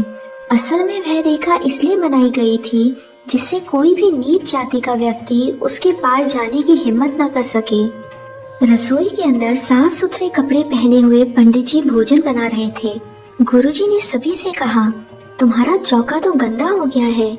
नहीं गुरुजी, ऐसे कैसे हो सकता है? लकड़ियों को हमने धोया है, बर्तनों को अच्छी तरह साफ किया है, हम स्वयं नहाए हुए हैं और ना ही यहाँ कोई डूम, कसाई, शूद्र या चंडाल आया है, तो हमारा चौका अपवित्र कैसे हो सकता है? गुरुजी मुस्कुराए और बोले, मुझे तो आपके साथ 4 नीच जाति के लोग बैठे दिख रहे हैं। पंडित ने हैरानी से गुरुजी से पूछा, कौन है यह नीच? हमें तो कोई दिखाई नहीं देता। गुरुजी बोले, यही तो रहस्य है। आपकी आंखों पर अज्ञानता का पर्दा पड़ा हुआ है, इसी वजह से आपको कुछ दिखाई नहीं देता। मैं तुम्हें इन चारों नीचों के बारे में बताता हूँ। बुरे विचार डूम है, जिसे तुम नीच जाति बोलते हो। किसी के साथ जोर जबरदस्ती या जुल्म करना कसाईण है, यानी वह कसाई के कर्म के बराबर है। दूसरों की निंदा करने वाला व पापों की मैल इकट्ठी करके बिखेरने वाला शूद्र यानी अछूत है। चौथा क्रोध, जो अभी आपके अंदर अग्नि समान जल रहा है, वह चंडाल है। हे पंडित, यह सभी नीच तुम्हारे अंदर वास करते हैं, तो तुम शुद्ध कैसे हो सकते हो? सभी ब्राह्मण गुरुजी के भक्त बन गए जब उन्होंने यह देखा कि गुरुजी ने उनके दिमाग में क्या चल रहा है वह पढ़ लिया है। हमें माफ कर दीजिए गुरुजी, हम राह भटक गए थे। गुरुजी ने पंडितों को शिक्षा दी कि सत्य बोलो, अपनी इच्छाओं को वश में करो, अच्छे कर्म करो। मोक्ष उसी व्यक्ति को मिल सकता है जिसके दिमाग में अंत समय में पापों का बोझ नहीं होगा। हमें अपना शिष्य बना लो गुरुजी। मेरा शिष्य बनना इतना आसान नहीं है। मेरा शिष्य बनने के लिए जो भी धन तुमने बेईमानी से कमाया है, उसे अच्छे कामों में लगाना होगा। सभी पंडितों ने गुरुजी की आज्ञा का पालन किया, वह सभी उनके शिष्य बन गए। कुछ समय बाद सभी गुरुजी के पास गए। गुरु महाराज, ईश्वर पूजा के लिए हवन करवाया जा रहा है, आप भी वहाँ जरूर पधारें। गुरुजी बोले, जो सही है वह हमेशा सही रहेगा, परंतु गलत धारणाएं कभी भी सही नहीं हो सकती। मैं चाहता हूँ सभी ईश्वर का मार्ग अपनाएं। जो उस मार्ग पर चलेंगे उन्हें ईश्वर मिलेगा। घी व अनाज को जलती हुई आग में जलाने से कुछ नहीं मिलेगा। लोग भूख से मर रहे हैं, भूखों को भोजन करवाओ, यही सच्चा हवन होगा। मुझे किसी प्रचार की आवश्यकता नहीं है। ईश्वर के भक्त उस ईश्वर से शक्ति पाते हैं, इसलिए मानव सेवा करो, अच्छे कर्म करो और ईश्वर का नाम जपो। सभी को ईश्वर की राह दिखाकर गुरुजी अपनी अगली यात्रा को निकल गए।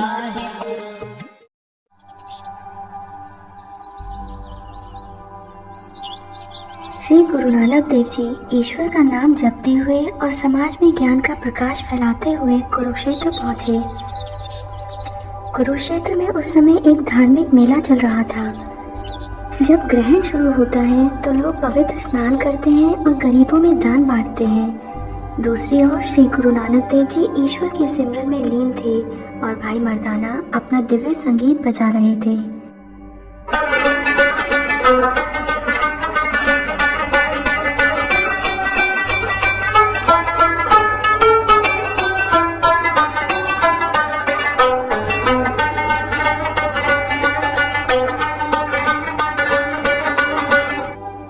वहीं से हासी प्रदेश के राजा व उनकी माता जा रहे थे।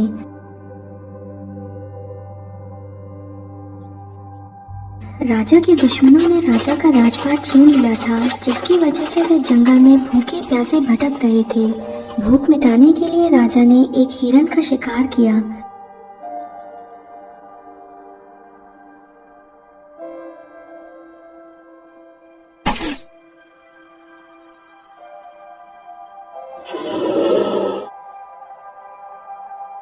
परंतु राजा यह नहीं जानता था कि आज सूर्य ग्रहण का दिन है। वहीं पर राजा को श्री गुरु नानक देव जी और भाई मर्दाना दिखाई दिए। गुरुजी के मुख का तेज देखकर राजा वहीं नीचे उतरे और उनके चरणों में पड़ गए। राजमाता भी अपनी पालकी से उतरी। उन्होंने गुरुजी को प्रणाम किया और उसके पश्चात भूख मिटाने के लिए राजा के रसोइये ने हिरण को एक बड़ी कढ़ाई में पकाने के लिए डाल दिया। राजा ने अपने दुख को गुरुजी से कहा, हे दयालु गुरुवर, मेरा राज्य दुश्मनों ने मुझसे छीन लिया है। मुझे ऐसा आशीर्वाद दे जिससे कि वह राज्य मुझे वापस मिल जाए। गुरुजी ने राजा को समझाया, राजपाट जब तक ही दुख का कारण होता है, जब तक उसे शासक यह सोचकर चलाए कि राजपाट ऐशो आराम व विलासिता का साधन है। परंतु अगर शासक राजपाट को लोगों की भलाई के कार्य करने का एक माध्यम समझेगा, ईश्वर से डरेगा व उसका सिमरन करेगा, तो राजपाट से होने वाला कष्ट भी वह लोगों की भलाई के लिए खुशी खुशी सहन कर लेगा और वह कष्ट भी उसे कष्ट नहीं लगेगा, अथवा वह उसका कर्म बन जाएगा। हे राजन, अगर तुम ईश्वर को ध्यान में रखकर लोगों की भलाई करने के लिए राजपाट चाहते हो तो वह तुम्हें जरूर मिल जाएगा। दूसरी ओर हिरन पक रहा था। आसमान में जलती हुई लकड़ी का धुआं व मांस की गंध फैलने लगी। कुछ लोग लाठी डंडे लेकर वहां आ गए।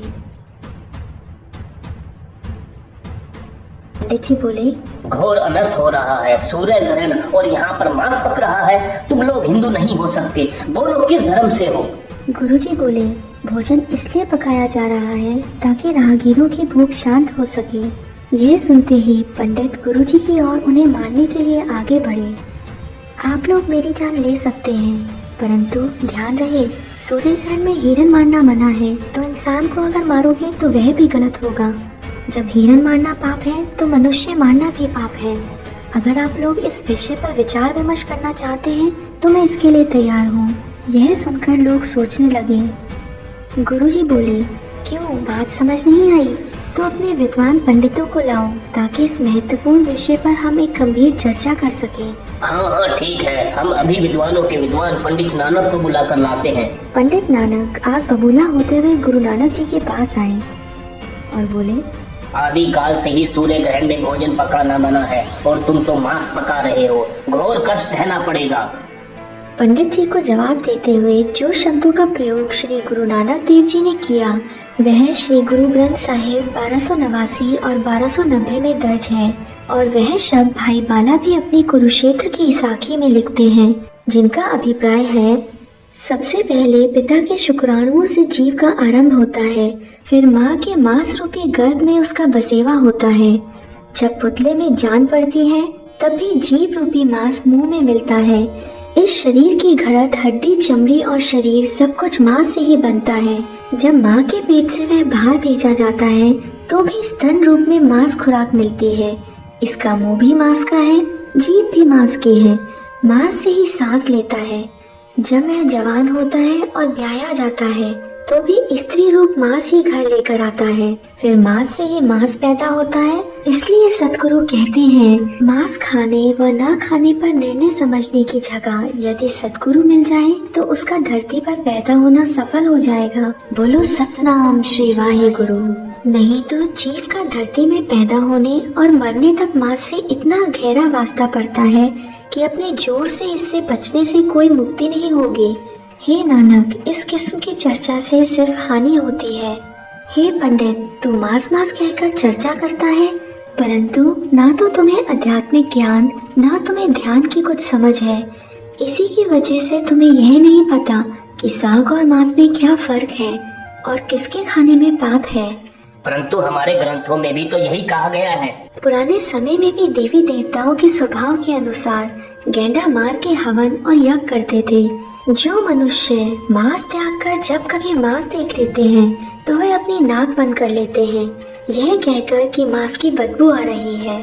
परंतु वो ही लोग रात में बैठकर मनुष्य को खा जाते हैं और उनका खून पीते हैं, अर्थात मनुष्यों का शोषण करते हैं। गुरुजी की इस बात में उस समय की बुराइयां शामिल हैं, जैसे कि जो मांस नहीं खाते थे वो दलितों को मंदिर में घुसने पर उनको जान से मार देते थे, तो कभी स्त्रियों को सती प्रथा के नाम पर जिंदा जला दिया जाता था, और आज भी समाज में अनेकों बुराइयां हो रही हैं।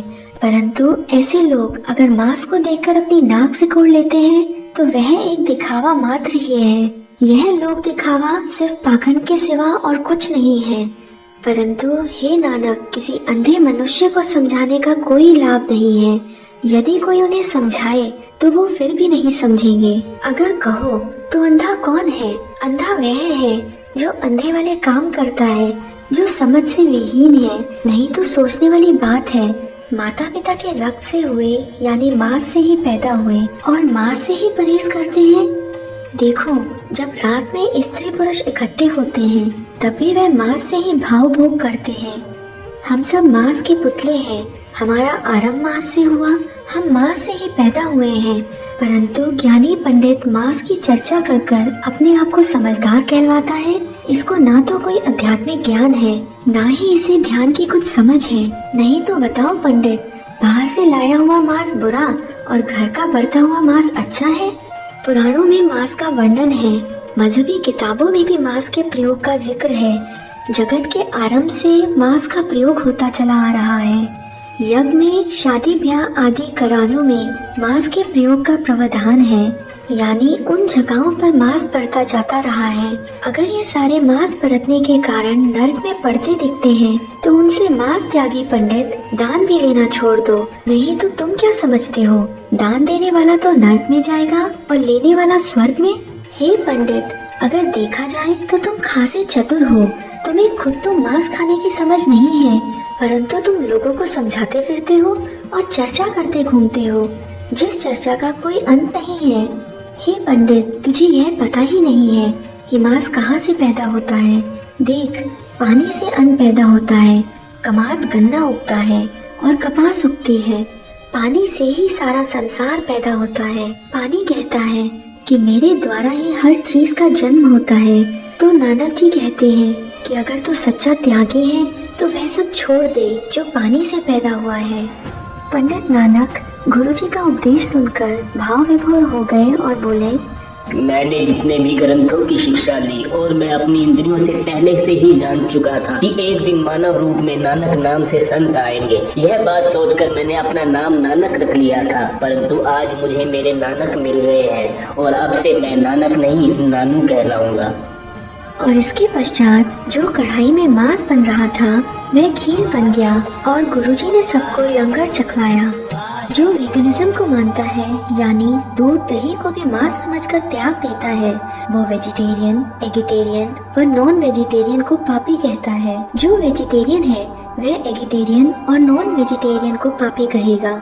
जो एगिटेरियन है वह नॉन वेजिटेरियन को कहेगा और जो नॉन वेजिटेरियन है वह सबको पापी कहेगा, क्योंकि सब चमड़े से बने हुए जूते, बेल्ट, सोफा पता नहीं क्या क्या इस्तेमाल करते हैं। इसलिए सदगुरु कहते हैं, मांस खाने व न खाने पर निर्णय समझने की जगह यदि सदगुरु मिल जाए तो उसका धरती पर पैदा होना सफल हो जाएगा। बोलो सतनाम श्री वाहेगुरु।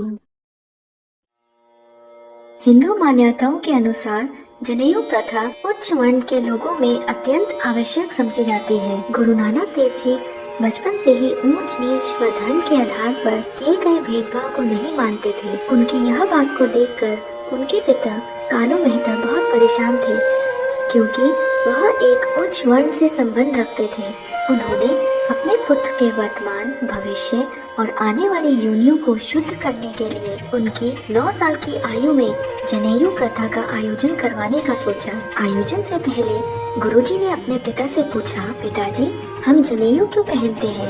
पुत्र, मैं ज्यादा तो नहीं जानता, बस मैं यह जानता हूँ कि मेरे पिताजी ने मुझे जनेऊ तुम्हारी उम्र में धारण करवाया था और उन्होंने कहा था इससे मैं पवित्र हो जाऊंगा। इससे ज्यादा मैं कुछ नहीं जानता। गुरुजी ने पिताजी से पूछा, मेरी जनेऊ प्रथा कौन संपन्न करवाएंगे? महाज्ञानी पंडित हरदयाल तुम्हारी जनेऊ प्रथा को संपन्न करवाएंगे। गुरुजी ने कहा, तो मैं उनसे ही पूछूंगा कि हमारा जनेऊ धारण करना क्यों आवश्यक है। यह बात पूरे गांव में फैल गई और प्रथा के दिन बहुत से लोग पंडित हरदयाल और बाल गुरुजी के बीच का संवाद सुनने और देखने को पहुँचे। गुरुजी ने पंडित हरदयाल से पूछा, पंडित जी, जनेऊ क्या होता है? पंडित जी ने कहा, जनेऊ एक पवित्र धागा है और इसे पहनने की प्रथा को यज्ञोपवीत कहते हैं। यज्ञोपवीत शब्द के 2 अर्थ हैं।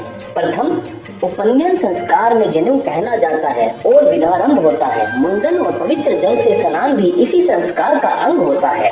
द्वितीय, सूत से बना वह पवित्र धागा जिसे यज्ञोपवीत धारी व्यक्ति बाएं कंधे के ऊपर तथा दाईं बाजू के नीचे पहनता है।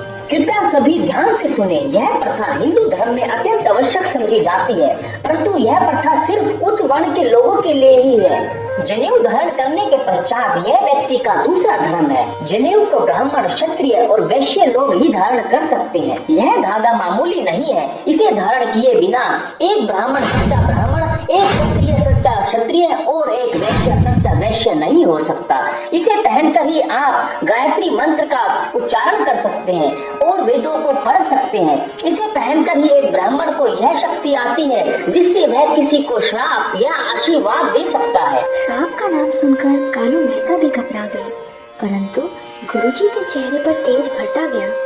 पंडित हरदयाल बोले, क्या अब तुम्हें तुम्हारे सवालों का जवाब मिल गया है? अगर मिल गया है तो हम प्रथा को शुरू करें। गुरुजी ने पूछा, इसे महिलाएं क्यों नहीं धारण करती? यह सच नहीं है, तुम्हें नहीं पता, परंतु विवाह के उपरांत पुरुष को उसकी धर्म पत्नी के नाम का भी जनेऊ दिया जाता है। यह सब हमारे धर्म और ग्रंथों में लिखा हुआ है। पति पत्नी के लिए भगवान के स्वरूप होता है। गुरुजी ने कहा, पंडित जी, यह सही नहीं है। अगर स्त्री शादी होने से पहले अविवाहित ही मर जाए तो क्या होगा? हमें अपने पवित्र ग्रंथों पर प्रश्न चिन्ह नहीं उठाने चाहिए। और इस पवित्र समय पर तुमने मृत्यु का नाम लेकर सारा वातावरण भ्रष्ट कर दिया है। अब मुझे मंत्रों का उच्चारण कर इस वातावरण को शुद्ध करना पड़ेगा। पंडित जी, मृत्यु तो जीवन का सबसे बड़ा सत्य है। क्या जनेऊ पहनने से मृत्यु नहीं आएगी? यह सब बातें सुनकर पंडित जी भी विचलित हो गए और बोले, अब जल्दी से प्रथा शुरू करते हैं। अभी तो तुम्हारे मुंडन की प्रथा भी शुरू होनी है। गुरुजी ने फिर से पूछा, मुंडन प्रथा क्या होती है? मुंडन प्रथा में तुम्हारे बाल काट दिए जाएंगे और बस चोटी को रखा जाएगा। सिर्फ चोटी को क्यों पंडित जी? चोटी से तुम्हारा दिमाग शांत रहेगा और ईश्वर तक पहुंचने में तुम्हें सहायता मिलेगी। गुरुजी बोले, फिर तो पंडित जी मेरा एक भी बाल मत काटे, क्योंकि जब छोटी से छोटी मेरा दिमाग तेज रखेगी तो सोचो सारे बाल मेरा दिमाग कितना तेज कर देंगे। इन सभी बातों का पंडित जी के पास कोई जवाब नहीं था। गुरुजी बोले, ईश्वर तक पहुंचने के लिए मनुष्य को किसी पवित्र धागे या मुंडन की जरूरत नहीं है। अपने अच्छे कर्म और मनुष्य सेवा से आप ईश्वर को पा सकते हैं। अपराध कर अगर आप किसी मंदिर मस्जिद में जाएंगे और वापस आकर फिर अपराध करेंगे तो हमें ईश्वर कभी नहीं मिल सकते। गुरुजी बोले, जिन प्रथाओं का कोई आधार नहीं होता वह निराधार होती है और ऐसी प्रथाओं को करना आवश्यक नहीं है। और यह कहकर गुरुजी ने जनेऊ धारण करने से मना कर दिया। साखी शुरू करने से पहले आज की शिक्षा है, सबसे पहले ब्राह्मण नहा धोके यानी साफ स्वच्छ होकर चौके पर आ बैठता है। उसके पश्चात यजमान यानी जिसके घर वह भोजन करने आया है वह ब्राह्मण के सामने भोजन लाकर रखता है, जिसे किसी ने छुआ तक नहीं है यानी झूठा नहीं किया है। इसके पश्चात स्वच्छ ब्राह्मण उस स्वच्छ भोजन को खाता है और भोजन करने के पश्चात पवित्र श्लोकों को पढ़ता है। परंतु जो उसने पवित्र भोजन किया है वह उसने अपवित्र जगह यानी पेट में डाल दिया। उस पवित्र भोजन को गंदी जगह यानी पेट में फेंकने का दोष किस पर आया? जिस चीज से वह भोजन बना यानी गेहूं, पानी, नमक और जिस चीज पर वह पका यानी आग, यह सभी चीजें पवित्र हैं और जो इन चारों में डाला जाता है वह है घी और वह भी पवित्र है। परंतु यह पवित्र चीजों से बना भोजन जब उस मनुष्य के पेट में जाता है जो पापी है, बुरे कर्म करता है, तो वह पवित्र भोजन अपवित्र हो जाता है और फिर उस पापी पर थूके पड़ती हैं, जिसने इन पवित्र चीजों को अपवित्र स्थान यानी अपने पापी पेट में डाला है। श्री गुरु ग्रंथ साहिब कहते हैं, जो व्यक्ति पापी है, ईश्वर का नाम नहीं सिमरता और स्वादिष्ट भोजन खाता है, हे नानक, ऐसे पापी के मुंह पर धिक्कारे अथवा थूके पड़ती हैं। गुरबाणी के इस शब्द से यह शिक्षा मिलती है कि जिस प्रकार रोटी अथवा भोजन अगर आप कूड़े में डाल देते हो तो सभी कहते हैं कि आपको पाप लगेगा क्योंकि भोजन पवित्र है। उसी प्रकार एक बुरे आदमी का शरीर भी एक कूड़े के समान है और उसमें जब पवित्र भोजन जाता है तो उस पवित्र भोजन को अपवित्र करने का पाप भी उस बुरे आदमी को ही लगता है। श्री गुरु नानक देव जी नाभा तहसील के चिंतनवाला नामक कस्बे में पहुँचे, जो आज पटियाला जिले में आता है। यह गांव नाभा संगरूर रोड पर बसा है और लोग इसे मंसूरपुर के नाम से भी जानते हैं। इस स्थान को सच्चे पिता साहेब श्री गुरु नानक देव जी की चरण छांव प्राप्त हुई और वह यहाँ भाई चनन मल के घर पधारे। भाई साहेब चनन मल जी ने गुरुजी को रहने का स्थान एक चौबारे पर दिया। गुरुजी के आने की खुशी में उन्होंने एक भोज का आयोजन करवाया। इस भोज में भाई चनन मल ने सभी जात के लोगों को न्योता दिया। उन्हीं दिनों भाई चनन के घर पुत्र पैदा हुआ था। इस बात को लेकर एक ब्राह्मण ने भोज करने से इनकार करते हुए कहा, तुम्हारे घर कुछ ही दिनों पहले ही पुत्र पैदा हुआ है, जिस कारण तुम्हारे यहाँ सूतक लगा है। इसलिए हम तुम्हारे यहाँ भोजन नहीं कर सकते। गुरुजी का जवाब सुनने से पहले आइए जानते हैं कि सूतक क्या होता है। हिंदू मान्यताओं के अनुसार सूतक बच्चा पैदा होने के पश्चात के दिनों को कहा जाता है। यह दिन कुछ दिन के ही होते हैं, जब तक गर्भवती स्त्री में प्रसव यानी प्रेगनेंसी होने की कॉम्प्लिकेशंस रहती हैं, जिस अवस्था को आप मेंस्ट्रुएशन की अवस्था की तरह समझ सकते हैं। इन दिनों में परिवार के सदस्यों का दान देना एवं पूजा करना मना होता है। जिस प्रकार जन्म के पश्चात परिवार पर सूतक लग जाता है, उसी प्रकार परिवार में किसी की मृत्यु होने के पश्चात भी परिवार वालों पर सूतक लग जाता है। जन्म के समय सूतक काल की अवधि जातियों के अनुसार बताई गई है। जैसे कि ब्राह्मण की स्त्री कम काम करती है, इसलिए ब्राह्मण के लिए सूतक 10 दिनों का है। राजा की पत्नी क्योंकि रानी होती है, इसलिए सूतक काल क्षत्रियों के लिए 12 दिनों का होता है। वैश्यों के लिए सूतक काल 16 दिनों का होता है और शूद्र की बीवी क्योंकि सबसे ज्यादा काम करती है, इसलिए उनके लिए यह काल 30 दिनों का होता है। पंडित जी ने इस बात को आधार बताकर भोजन करने से मना कर दिया और वह वहाँ से जाने लगे। इस घटना को देखकर गुरु साहिब ने एक श्लोक बोला, हे लोगों, यदि यह भी मान लें कि सूतक होता है यानी सूतक में भ्रम रखना चाहिए, तो यह भी मान लो कि इस तरह के सूतक तो भरे पड़े हैं। इसका उदाहरण देते हुए श्री गुरु नानक देव जी कहते हैं, जिस प्रकार स्त्री नवजात बच्चे को पैदा करती है, उसी प्रकार चूल्हे में जलने वाले गोबर और सूखी लकड़ी में भी छोटे छोटे जीव होते हैं और वह भी पैदा और मरते रहते हैं। अनाज में जितने भी दाने होते हैं, उनमें से कोई भी दाना जीवन के बिना नहीं है। खुद पानी भी एक जीवन है, क्योंकि इससे हर एक जीव हरा भरा हो जाता है, यानी हर एक चीज पानी की वजह से ही जीवित है। इन सभी बातों के कारण सूतक कैसे रखा जा सकता है? क्योंकि जीना मरना तो हर समय चलता रहता है। जिस रसोई के चूल्हे में भोजन बनाया जा रहा है, उसमें भी लकड़ी और सूखे गोबर में रह रहे जीव चूल्हे की आग में जल रहे हैं। इस वजह से हर समय रसोई में सूतक बना रहता है। हे नानक, इस तरह के भ्रम में पड़े रहने से जो मन का सूतक है, वह कभी नहीं उतरता। इस मन के सूतक को तो सिर्फ प्रभु का ज्ञान ही दूर कर सकता है।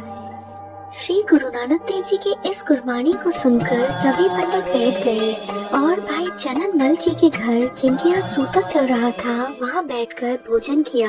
गुरुजी ने सभी को यह उपदेश दिया कि जो लोग भी पंगत में बैठकर भोजन करेंगे या लंगर करवाएंगे, उन सभी को ईश्वर का आशीर्वाद मिलेगा और उनकी सभी इच्छाएं पूरी होंगी। जिस स्थान पर गुरु साहिब ने यह गुरबानी संगत को दी थी, आज वहाँ गुरुद्वारा श्री चौबारा साहिब है। श्री गुरु नानक देव जी ने भाई चनन मल को निशानी के तौर पर अपनी खड़ऊ दी, जो आज भी गुरुद्वारा साहिब में दर्शन के लिए विराजमान है। आइए गुरुद्वारा साहिब के दर्शन करें।